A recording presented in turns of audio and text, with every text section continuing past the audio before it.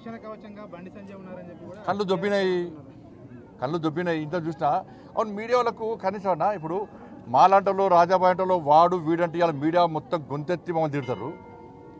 ఇంతకుముందు నేను వీడియో అయినా ఒక పేపర్ రోడు వాడు, మరి మీడియా ఏం చేస్తుంది, ఒక పేపర్ రోడు వాడు అని కేసీఆర్ కొడుకు మాట్లాడుతుంటే మీడియా ఎందుకు కూర్చుంటుంది, వాళ్ళు ఎందుకు కూర్చుంటుంది మీడియా?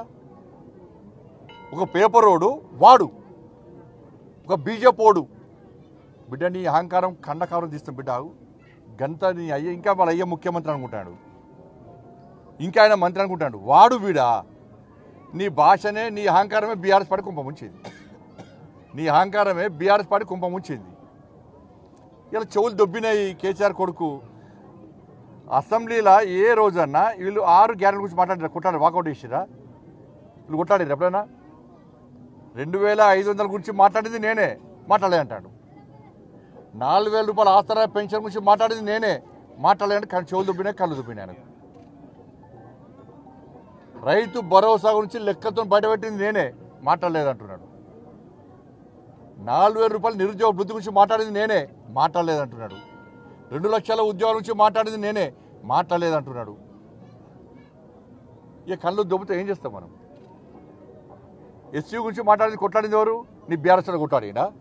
స్టేట్ మేళకే పరిమితం. మరి లాంటి దెబ్బలు తినేవారు? మా యువ మోర్చా లాంటి దెబ్బలు తిన్నారు, మా మహిళా మోర్చా లాంటి దెబ్బలు తిన్నారు, మా ఎమ్మెల్యేలు అరెస్ట్ అయ్యారు. ఇప్పుడు ఏబీవీ కార్యకర్త జైల్లో ఉన్నాడు, రోహిత్ అనే ఏబీవీ కార్యకర్త జైల్లో ఉన్నాడు. అడ్డుకున్నది మేము పేపర్ స్టేట్మెంట్ ఇచ్చి ఇంట్లో కూర్చున్నది మీరు.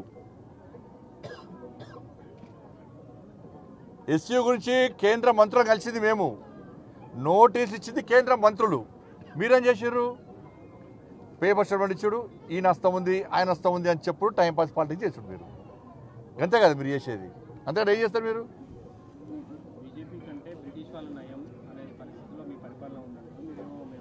ఎవరంటారు?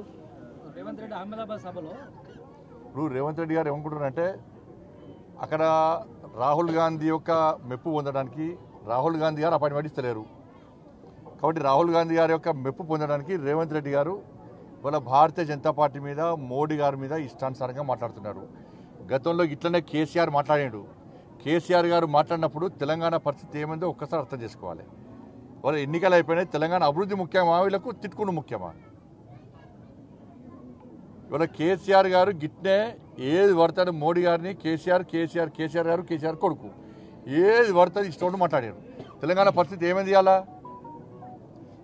ఎంత అభివృద్ధి సహకరిస్తామన్నా కూడా సహకరించాలి వాళ్ళు. ఇప్పుడు కాంగ్రెస్ పార్టీ గదే పందాన్ని కొనసాగిస్తున్నది. ఎస్సీ భూములు అమ్మకుంటే కాంగ్రెస్ పార్టీ పరిస్థితి అవుట్ ఇక రాసి పెట్టుకోరు. వాళ్ళు బాగా పెద్ద ఆశతో ఉన్నారు.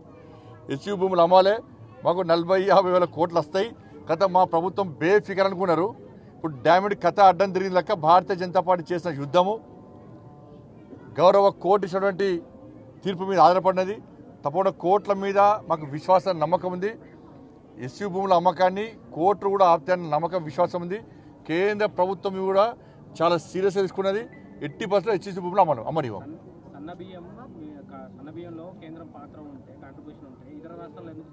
ఊగా ఇతర రాష్ట్రాలతో పోల్చుకుంటూ కాదు, ఇక్కడ 37 రూపాయలు కిలో బియ్యానికి 37 రూపాయలు కేంద్రం ఇస్తుందా ఇస్తలేదా?